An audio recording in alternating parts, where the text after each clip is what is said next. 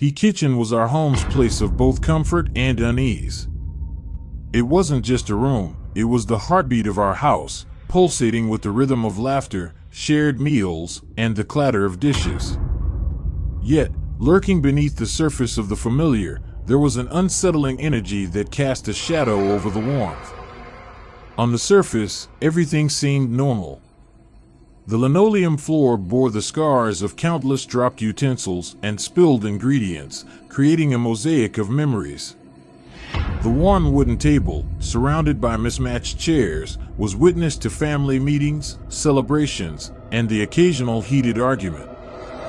The aroma of simmering stews and freshly baked cookies filled the air, comforting us like a warm embrace. However, as night fell and the rest of the house succumbed to the silence of slumber, the kitchen took on a different persona. The ticking of the ancient wall clock echoed like a distant heartbeat, creating an eerie cadence that seemed to sync with the creaks and groans of the house settling into the darkness. I often found myself drawn to the kitchen in the stillness of the night, compelled by an invisible force. The refrigerator hummed softly, and the faint glow of the moon spilled through the curtains, casting peculiar shadows that danced across the countertops. It was as if the kitchen had a life of its own, breathing in the solitude of the witching hours.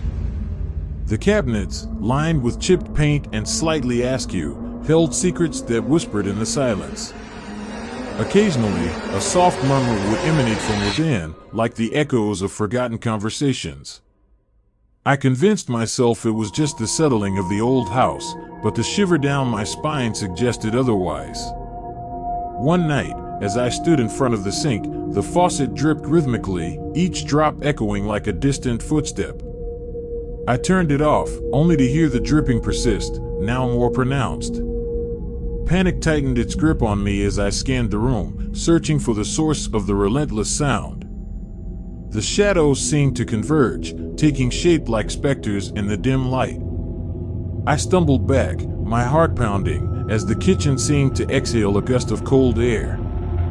The temperature plummeted, and the once familiar surroundings transformed into a chilling tableau. The chairs scraped against the floor, and the table vibrated, as if responding to an otherworldly presence. In that moment, the kitchen became a portal to the past, a place where forgotten grievances and unresolved tensions materialized. The air crackled with the energy of long-buried family secrets, and I felt the weight of unseen eyes upon me.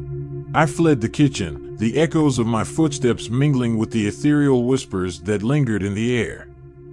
The next morning, as the sun bathed the room in a golden glow, the kitchen resumed its role as the heart of our home. The events of the night before seemed like a distant dream, but the lingering unease remained, a silent reminder that, within the seemingly mundane, darkness and mystery could coexist. I find myself drawn to the kitchen at odd hours, unable to resist the allure of the invisible forces that now seem to permeate the room. The antique wall clock, no longer a comforting presence but a constant reminder of the mysterious energies at play, has become the focal point of my nightly visits. Its pendulum swings with a hypnotic rhythm, as if inviting me to delve deeper into its secrets. One evening, as the family gathered for dinner, a chill settled over the room, causing the air to become noticeably uneasy.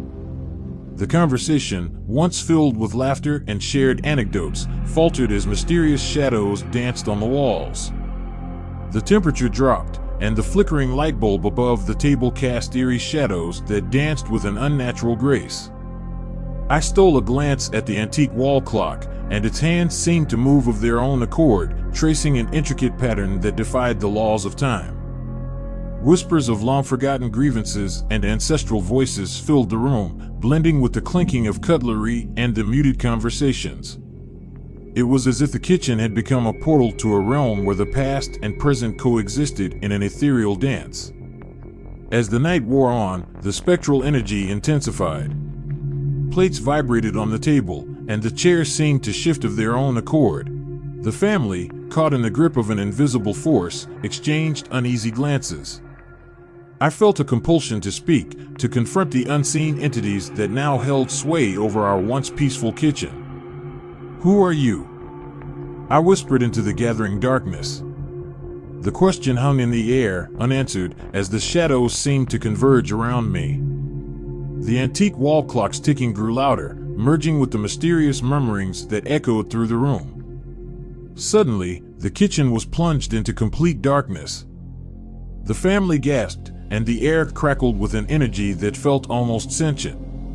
In the black void, I sensed the presence of something ancient and powerful, a force that transcended the boundaries of the living and the spectral. When the lights flickered back to life, the kitchen had returned to its familiar state. The linoleum floor, the worn table, and the cabinets stood as silent witnesses to the communion between worlds that had taken place. The antique wall clock continued its measured ticking, a constant reminder of the delicate dance between the known and the unknowable. The family, forever changed by the intertwining of the ordinary and the supernatural, carried on with a newfound reverence for the kitchen. The linoleum floor, now a mosaic of both history and mystery, echoed with the footsteps of generations. The cabinets, repositories of secrets, held the weight of untold stories. And the antique wall clock, a timekeeper of both the tangible and the ethereal, stood as a silent guardian over the threshold of our shared existence. As the days turned into nights and the seasons cycled through their eternal dance, the family kitchen remained a sanctuary of contradictions, a place where the mundane and the mysterious, the seen and the unseen, coexisted in a delicate harmony. The linoleum floor, the worn table, the cabinets, and the antique wall clock bore witness to the ongoing saga of our family's journey, where the boundaries between the living and the spectral blurred, and the ordinary became an ever-shifting tapestry of the extraordinary. I turned my attention to the antique wall clock, and its pendulum swayed consciously. Its ticking sound was once reassuring, but now it feels like a rhythmic pace that exists.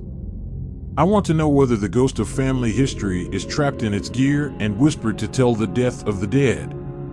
In order to disperse the restlessness, I decided to make a simple meal. The familiar program of cutting and fried provides a normal illusion, but the shadow on the wall seems to follow my movement beating, laughing at me trying to ignore the supernatural undercurrent. When I stirred the things in the pot, the room became dark, as if a storm cloud passed over the head. I looked up and looked forward to seeing the thunderous sky through the windows of the kitchen, but the outside world has not changed. It is like darkness is generated from the inside. It is a manifestation of an unspecified mystery, and they are suspended in the air. The refrigerator made an extraordinary buzzing sound. The bulb above the sink flashed, and a strange shadow was cast, which twisted the proportion of the room. I felt very clearly the floor under my feet, and every time I squeaked in the silent room. The kitchen feels like a stage, and I am a reluctant actor in a supernatural drama.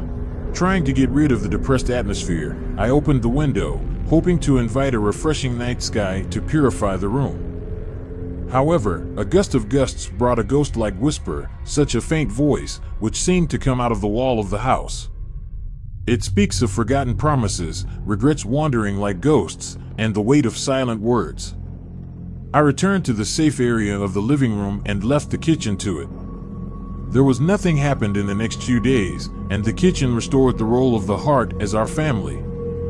However, I can't get rid of the feeling of the soul of the past, waiting for the opportunity to appear again. Just as I had a dialogue with the invisible existence of the kitchen, I heard a sharp collision sound, such as glass or porcelain was broken. I turned my head and saw a creepy scene. The door of the cabinet was opened, the plates and bowls inside were thrown out, fell to the ground, and the fragments splashed. I took a step back in horror, avoided the fragments of flying, and felt a chill coming from behind. I turned around and found a more terrible thing. The clock surface on the wall was cracked, the pendulum stopped swinging, and the hour and minute needle pointed at midnight. I want to scream, but there is no sound in my throat. I felt a powerful force pushing me to the dark corner, making me unable to move. There are some vague images in front of me, such as some scenes of the old era. Some I know, some I don't know.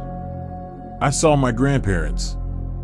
When they were young, they cooked happily in the kitchen. I saw my parents.